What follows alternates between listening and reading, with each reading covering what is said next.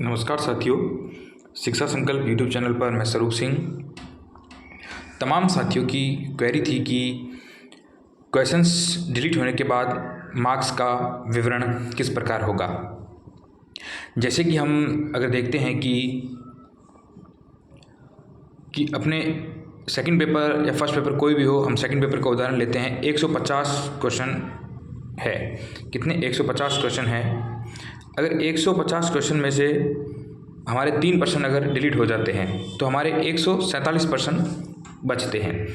अब हम total marks हमारे 450 है। 450 में अगर 147 का भाग देते हैं तो 3.061 का एक मार्क्स हो जाता है।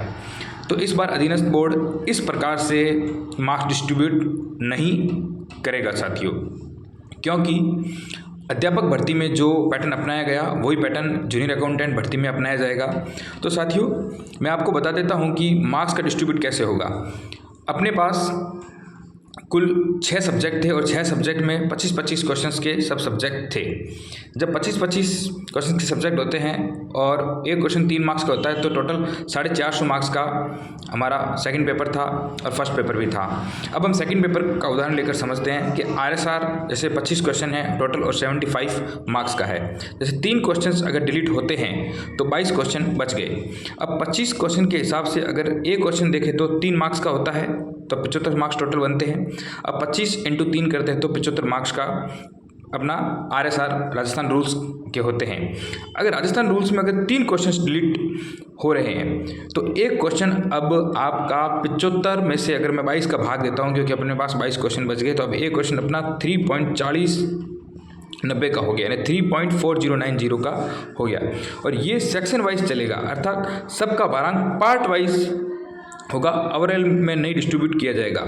यानी कि अगर मैं बात कहूँ तो जैसे 450 का टोटल है हमारा मार्क्स, उसमें से अगर हम 3 क्वेश्चन हमारे RSR के उड़ जाते हैं पूरे पेपर में तो जैसे 147 क्वेश्चन बच्चे, अगर 147 का मैं 450 में से भाग देता हूँ तो 3.061 का एक क्वेश्चन हमारा होता है। तो ऐसा नहीं होगा, पार्ट वाइज इस बार होगा। RSR के अगर 3 क्वेश्चन डिलीट हो रहे हैं तो RSR के अब एक क्वेश्चन 3.40 का हो जाएगा।